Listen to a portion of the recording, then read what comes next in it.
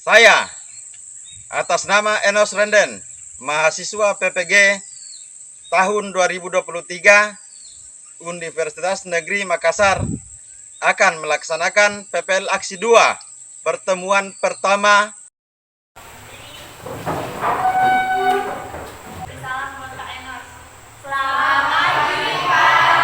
Selamat pagi semuanya. Bagaimana keadaannya? Sehat? Silakan duduk kembali. Satu orang pimpin berdoa dulu. Sebelum memulai pembelajaran, mari berdoa. Silakan, Sandra. Silakan berdiri.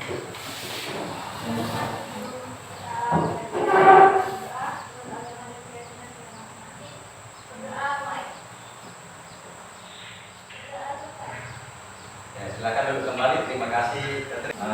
Sebelum kita memulai pembelajaran kita hari ini, saya akan mengabsen atau memeriksa daftar kehadiran siswa-siswiku sekalian. Retno, Desi, Dian, Sandra, Rosa, Oktaviani, Kesia, Sependi. Saya ingin satu orang memimpin kita dalam lagu, menyanyikan lagu nasionalis sebagai bentuk penghargaan kita kepada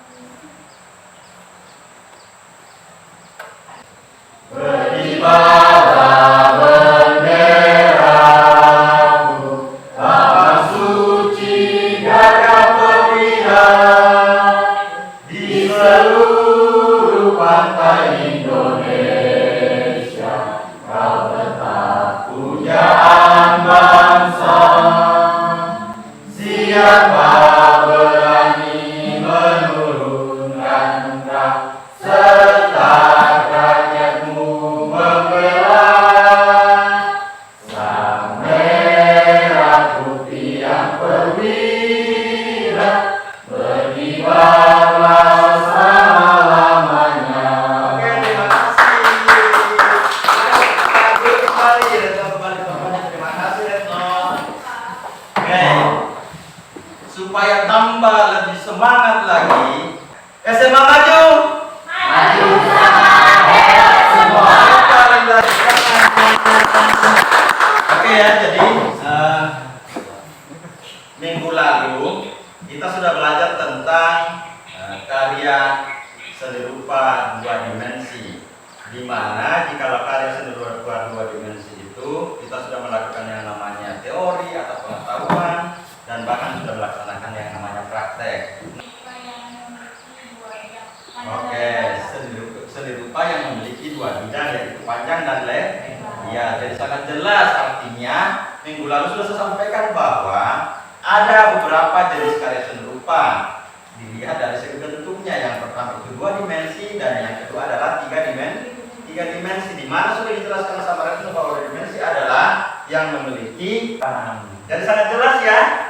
Oke, untuk hari ini saya ingin memberikan pertanyaan untuk materi kita. Mungkin sudah ada yang pernah mendapatkan sebelumnya, dan saya yakin bahwa kalian sudah belajar tentang yang dimaksud dengan karya seni rupa tiga dimensi di kelas 1, di kelas 2. Kalian sudah belajar apa yang dimaksud dengan dua dimensi dan apa itu tiga dimensi. Nah, pertanyaan saya kepada Regi, menurut kamu Regi, tiga dimensi yang seperti apa sih? Oh betul, yang dapat dilihat dari segala. Ada yang bisa menyebutkan contohnya? Jan. Oke Pak. Patung. Selain patung, ada yang menyebutkan selain patung? Contohnya apa? Meja, itu bendanya. Ya, jadi ada patung, ada meja, termasuk juga seni kriya atau kerajinan. Membuat karya. Kenapa kita harus belajar tentang seni rupa tiga dimensi? Kenapa kira-kira kita harus belajar seni rupa tiga dimensi? Karena dibutuhkan dalam kehidupan sehari-hari. Contohnya apa? Meja yang dikemukakan oleh Retno tadi. Meja itu dibuat tentunya untuk digunakan. Selain meja, kira-kira apa lagi? Pola yang kita gunakan sekarang ini, ya, itu bentuknya tiga dimensi. Dan kita gunakan untuk belajar atau sebagai sarana untuk belajar. Dipaham sampai di situ ya? Paham ya? Jadi topiknya hari ini adalah tentang apresiasi karya seni rupa 3 dimensi. Di mana ya, jadi ada tujuan pembelajaran daripada seni rupa 3 dimensi ya. Sudah saya tampilkan di slide ya. Jadi pembelajaran kita kali ini adalah melalui kegiatan informasi dari buku teks ya, ada menyimak penjelasan dari guru atau dari saya, terus dari tayangan PowerPoint nantinya ya, bahkan tayangan video, siswa dapat mendeteksi, terus memilih jenisnya, termasuk jenis apakah dia kriya, apakah dia patung, apakah dia relief. Dan ini di dalam pembelajaran seni budaya ini kali ini ada yang namanya kompetensi inti. Jadi ini kompetensi inti ya. Jadi kompetensinya itu saya mengambil dari KI 1.3 ya, untuk teorinya tentunya. Terus ada yang namanya kompetensi dasar. Jadi kompetensi dasarnya itu memahami karya seni rupa berdasarkan jenis, tema, dan fungsinya. Terus ada indikator pencapaian kompetensi. Ya, ada 2 di situ, 3.2, yaitu memilih karya seni berdasarkan jenis atau tema dan nilai estetiknya. Dan yang kedua 3.3 yaitu mendeteksi karya seni berdasarkan jenis, tema, dan nilai estetik. Kita akan masuk di dalam materi selanjutnya, di mana di dalam materi ini ada beberapa hal ini. Jadi ini uraian materinya ya. Ini peta materinya, ada apresiasi karya seni rupa 3 dimensi. Jadi ada jenisnya, ada temanya, ada nilai estetis, bahkan proses berkarya seni rupa 3 dimensi nantinya. Ya, disimak selanjutnya. Jadi ini ada uraian materinya. Ini adalah jenis-jenisnya. Yang ada jenis, tema, dan fungsi karya seni rupa di dalam 3 dimensi. Oke, berdasarkan jenisnya karya seni rupa itu dibagi menjadi berapa? Yaitu apa? Oke, seni rupa terdapat dari seni rupa murni. Paham ya? Jadi ini ada contoh-contohnya. Contoh karya seni rupa ini wayang apa? Wayang kulit atau wayang golek? Wayang golek. Kalau wayang kulit itu termasuk ke dalam seni rupa 2 dimensi. Wayang golek itu masuk ke dalam 3 dimensi. Nah, terus ini apa? Ini ria. Ya, kalau ini patung. Oke ya. Terus ada yang dimaksud dengan unsur-unsur. Ya, jadi unsur-unsur itu sama dengan bagian-bagian terbentuknya sebuah karya seni rupa 3 dimensi. Terus ini jenis-jenis karya seni rupa 3 dimensi ya. Ada yang namanya kriya, ada yang namanya patung, ada yang namanya keramik, ada yang namanya arsitektur. Contoh kriya apa? Contohnya apa tadi? Ya sudah saya sampaikan banyak. Contoh patung apa? Tentunya patung atau monumen. Kalau keramik, contohnya apa? Vas bunga. Kalau arsitektur contohnya apa? Rumah. Ya, jelas ya? Selanjutnya, ini nilai estetis. Jadi dalam menilai sebuah atau menilai keindahan karya seni itu bisa dibagi menjadi 2, yaitu secara subjektif dan secara objektif. Yang mana dimaksud dengan subjektif?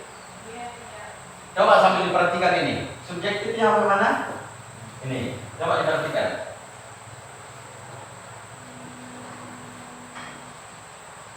Mana? Ayo, ada yang bisa menyimak. Subjektifnya bagaimana sih? Dan objektif yang bagaimana? Ini objektif jika menanda keindahan seni rupa berada pada wujud karya seni itu sendiri dan tanpa secara kasat mata. Nah, apa maksudnya? Artinya keindahan itu terletak pada benda tersebut dan bisa dilihat secara langsung. Kalau objektif berarti yang bagaimana? Subjektif itu artinya keindahan itu berpusat pada bendanya. Nah, kalau objektif dia bagaimana? Coba. Karena apa? Ada yang namanya perpaduan warna dan sebagainya.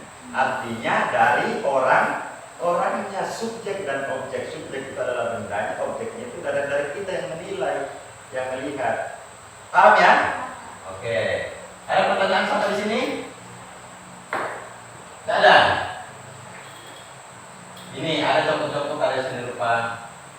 3 dimensi.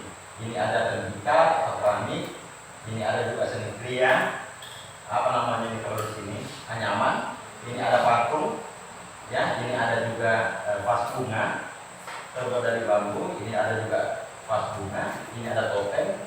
Ini ada patung juga, ya. Terus selanjutnya ini, ya. Ini keramik, apa? Salah. Ini keramik. Ini patung terbuat dari logam. Ini juga patung patung terbuat dari logam. Ini arsitektur, ya. Ini juga arsitektur, ini juga arsitektur. Itu contoh-contohnya. Terus ini proses berkarya seni rupa 3 dimensi dibagi menjadi 1, 2, 3, dan 4. Ya, jadi yang pertama adalah mencari dan menemukan ide. Ya, yang kedua yaitu membuat sketsa. Yang ketiga memilih alat dan bahan yang akan Anda gunakan dan berkarya patung. Di mana di dalam sini memilih alat dan bahan itu memang dalam patung itu banyak media yang bisa kita gunakan. Bisa menggunakan media kayu, menggunakan media batu, semen, menggunakan logam dan sebagainya. Ya, jadi ini proses berkarya seni rupa 3 dimensi. Sampai di sini ada pertanyaan? Gak ada. Oke, saya akan memutarkan sebuah video ya. Jadi sambil disimak, karena nanti saya akan memberikan beberapa pertanyaan. Jadi sambil disimak ya. Assalamualaikum warahmatullahi wabarakatuh. Berikut adalah peta materi pembelajaran apresiasi karya seni rupa 3 dimensi. Berikut adalah tujuan pokok pembelajaran apresiasi karya seni rupa 3 dimensi.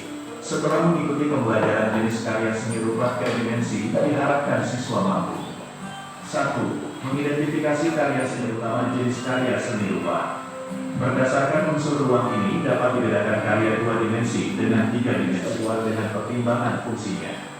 Dengan demikian, bentuk benda atau karya seni rupa tersebut akan semakin indah dilihat dan semakin nyaman digunakan.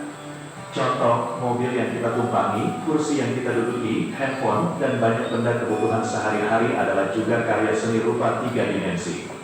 2. Simbol dalam karya seni rupa 3 dimensi. Nah, selanjutnya, karena kalian sudah menyimak videonya, nanti ada beberapa pertanyaan yang saya akan ajukan. Misalnya, berdasarkan fungsinya, karya seni itu dibagi menjadi berapa, 3 dimensi dibagi menjadi berapa, terus unsur-unsur dalam karya seni rupa 3 dimensi apa saja, terus teknik dalam berkarya seni rupa 3 dimensi ya, apa saja, terus penilaian subjektif dan objektif di dalam karya seni rupa di 3 dimensi itu seperti apa, dan bahkan langkah-langkah berkarya seni rupa 3 dimensi. Nah, selanjutnya, karena kalian sudah menyimak materi yang sudah saya sampaikan, bahkan sudah menyimak video, nah sekarang saya akan membagi kelompok, ya. Jadi silakan bagi kelompoknya. Per satu kelompok itu 3 orang. Karena ada satu siswa yang tidak hadir, makanya ada satu kelompok nanti ya 2 orang saja. Nah, silakan bentuk kelompoknya mulai dari sekarang. Ya, diskusi. Nanti sambil saya akan bimbing dan sebagainya. Kalian diskusi, terus jawab pertanyaan yang ada di dalam LKPD ini ya. Ya, dengan membaca materi. Karena di dalam LKPD ini ada beberapa materi yang saya masukkan.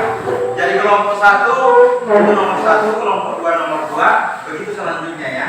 Kelompok 1 yang mana? Kelompok 1, oke. Kelompok 2 yang mana? Kelompok 3 yang sebelah sana ya. Oke, jadi dikerjakan sesuai dengan kelompok.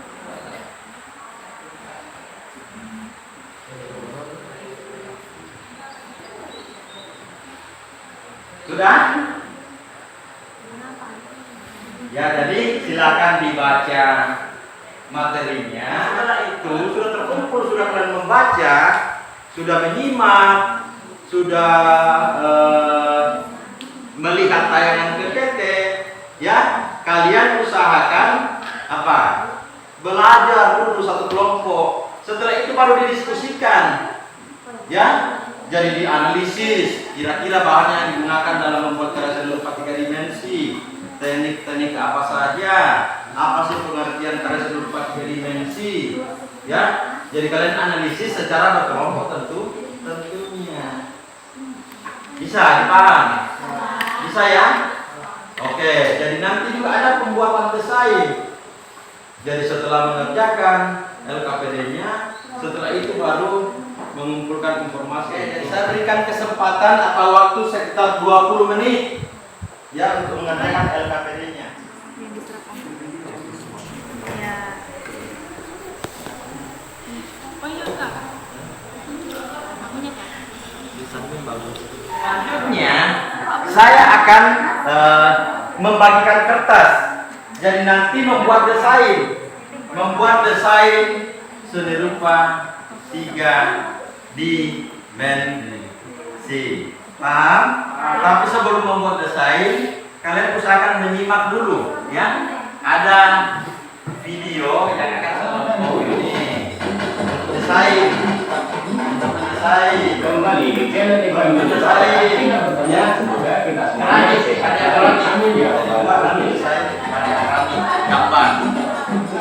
Sobat yang video semuanya, kesempatan Di lebarannya ini saya akan membahas tentang seni keramik. Ya.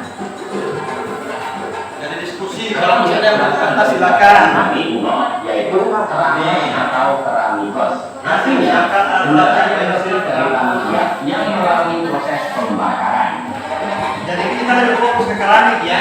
Istilah ini biasanya digunakan untuk studi seni dari poteri karena mulai membuat keramik. Ada 3 macam bahan, penjelasannya sebagai berikut. Bahan yang pertama adalah tanah liat. Sifat yang penting dari tanah keramik di mana pada yang ini masa yang rapuh hingga menjadi masa yang padat dan luas. Pembakaran ini dilakukan dalam proses tungku yang bersuhu kisaran 700 sampai 1000 Jadi Celcius. buat aja. Kalau bisa sebanyak-banyaknya ya. Buat sebanyak-banyaknya. Dan kalau ini yang terbaik dan nanti saja diselesaikan juga ya. Oke, saudara yang semuanya, demikian pembahasan materi seni keramik pada video kali ini. Gambarnya juga Video ini bisa ya, bermanfaat. tapi nanti kita yang pelajaran. Nah itu saya dikasihkan contoh-contoh Biar yang seni keramik. keramik segala Jadi ada yang tujuh. Ini contohnya, ya. Coba disimak. Ini beberapa contoh seni keramik. Ya, jadi sambil desain ya, sambil desain. Oke.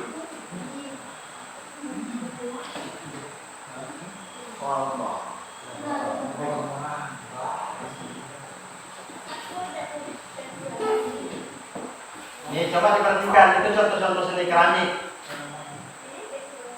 Jadi dibuat dulu ya. Kira-kira mau bentuknya seperti apa? Bisa berbentuk kotak, bisa berbentuk silinder, bisa berbentuk segitiga dan sebagainya. Intinya terserah kalian. Buat desainnya atau gambarnya dulu. Kira-kira yang bentuk seperti apa sih yang kalian buat? Nah, kalau masih kesusahan dalam membuat, misalnya atau menggambar, bisa menggunakan garis bantu. Ya, jadi contohnya mau membuat berbentuk silinder, ya. Jadi digaris dulu, ambil garis tengahnya, setelah itu garis di atas, garis di bawah lagi kalau mau, terus ini dan sebagainya. Jadi tinggal dihubungkan nantinya. Misalnya, kalau mau seperti ini, ya. Terus ini juga, kan, jadi kan, itu contohnya. Kalau belum terlalu maju dalam membuat desain, bisa menggunakan alat bank. Nah, tinggal diperhatikan di bawahnya. Kan? Oke? Ya, bisa. Jadi sekarang silakan dikerjakan, tentunya berdiskusi dengan teman kelompoknya. Dipaham ya? Diskusi dengan siapa? Oke, bukan dengan teman kelompok yang lain, tapi dengan teman kelompoknya. Dipaham? Oke, jadi sambil dikerjakan saya akan mencoba untuk menilai ya, menilai hasil kerja kalian secara berkelompok tentunya. Jadi yang dinilai dalam kelompok itu tentunya apa? Kerjasama, tanggung jawab dan sebagainya. Jadi buat aja dulu. sambil saya nilai ya.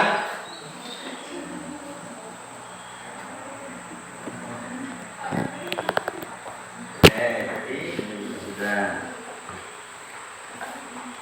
Kerjanya sudah, desainnya juga sudah. Mau sementara dikerjakan. Oke, didiskusikan bentuknya seperti apa ya. Terus nanti ketika sudah membuat desain, usahakan ditulis di situ alat dan bahan yang akan kalian gunakan nantinya. Alat yang kalian gunakan ketika mendesain dan alat dan bahan yang akan kalian gunakan ketika kalian mau membuat karya seni keramik. Jadi dituliskan nanti, karena itu untuk presentasinya. Dari masing-masing kelompok presentasikan. Dan sekarang saya akan menilai. Jadi asal nilai itu per kelompoknya tentunya dalam proses mengerjakan LKPD-nya dan dalam proses pembuatan desain tentunya. Oke, bagus. Silakan lanjutkan ya. Kelompoknya di belakang bagaimana? Didiskusikan ya. Nilainya memuaskan. Dikasih masukan yang temannya sebagai tukang gambarnya, diberikan masukan. Kira-kira bentuknya seperti ini, motifnya apa? Ya, silakan. Sudah. Jadi buat didiskusikan. Ya, jadi terserah kalian mau bentuknya seperti apa, intinya kalian diskusikan. Nanti tentukan alat dan bahan yang kalian gunakan dalam apa? Membuat desain, dan alat dan bahan yang kalian gunakan dalam membuat karya keramik nantinya. Tentunya keramik itu bahan dasarnya adalah apa? Tanah. Ya. Termasuk teknik yang kalian gunakan nanti. Ya, di dalam LKPD-nya ada beberapa teknik kan? Nah, contohnya apa? Ya, jadi dari situlah kalian bisa belajar, kalian tentukan kira-kira teknik yang akan kalian gunakan nanti apa, dan bahkan sudah tertentu. Oke, jadi dibuat ya gambarnya dengan sebaik-baiknya ya.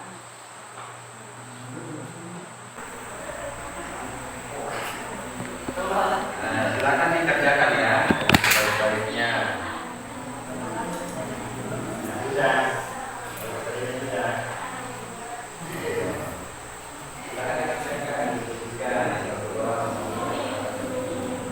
Jadi itu contoh karya seni keramik. Silakan dijadikan sebagai referensi dan dimodifikasi.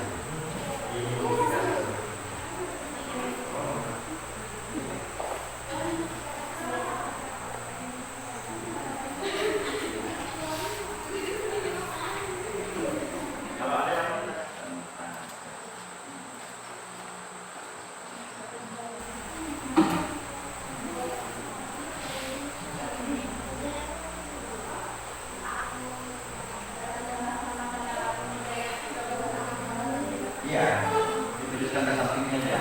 Jadi nanti proses-prosesnya kan. Jadi saya sambil keliling sambil menilai ya. Bagus. Kelompok 4. Ini bagus, dikasih motif ya. Ini kelompok berapa? Sudah selesai? Belum? Sudah. Belum? Buat ya secepatnya ya. Didiskusikan juga ya termasuk alat bermain.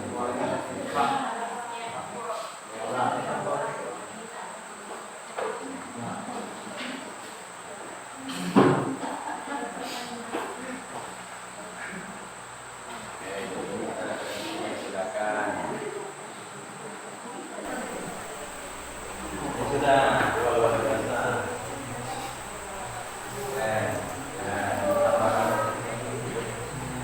Jadi nanti diskusikan kira-kira apa.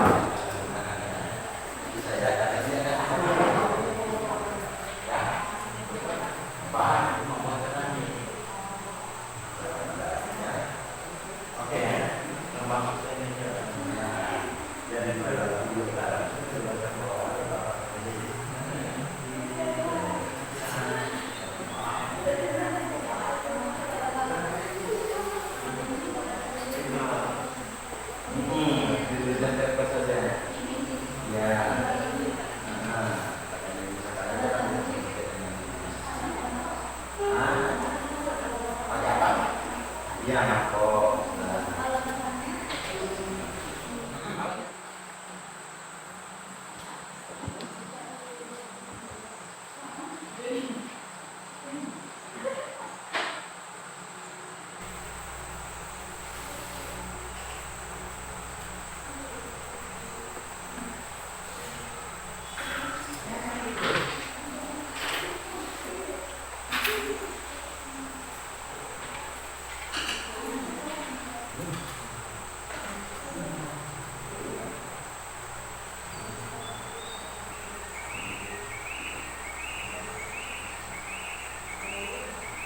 Waktu kita sudah hampir selesai.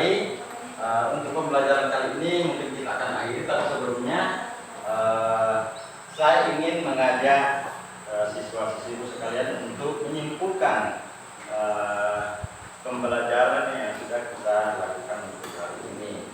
Dimana jika kita belajar tentang seni rupa 3 dimensi, ada pengertiannya. Nah, pengertian seni rupa 3 dimensi itu seperti apa? Seni rupa 3 dimensi itu seperti apa?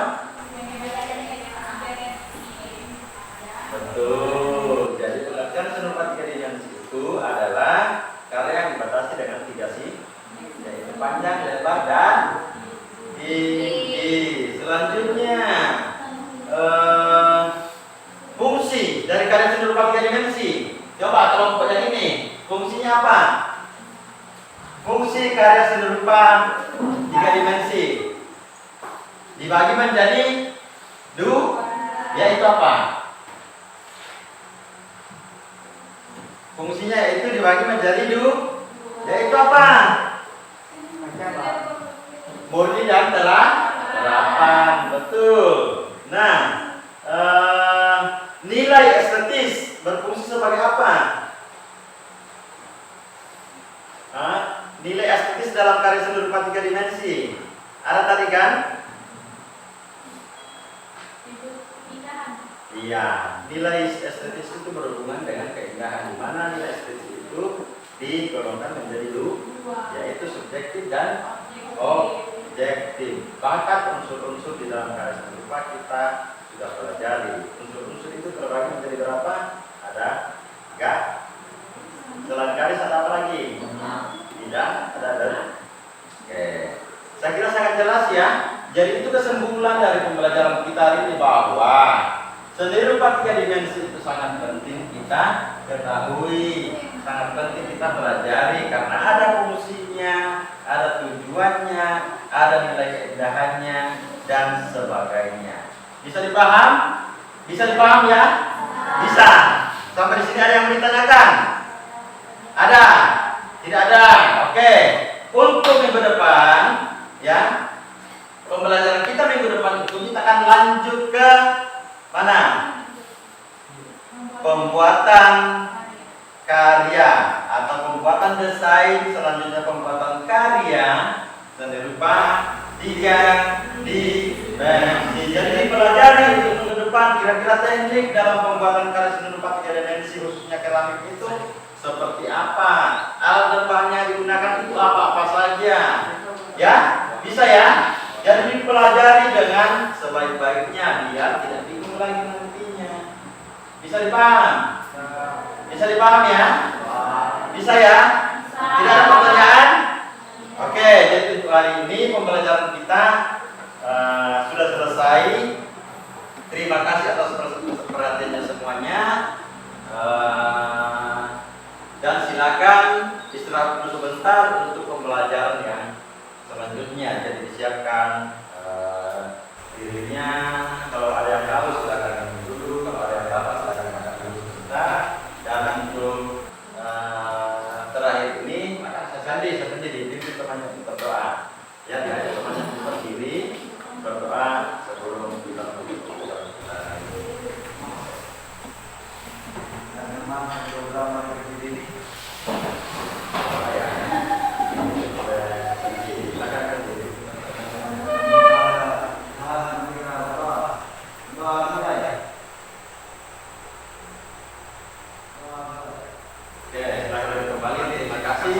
Saya tutup pembelajaran kita ini dengan mengucapkan selamat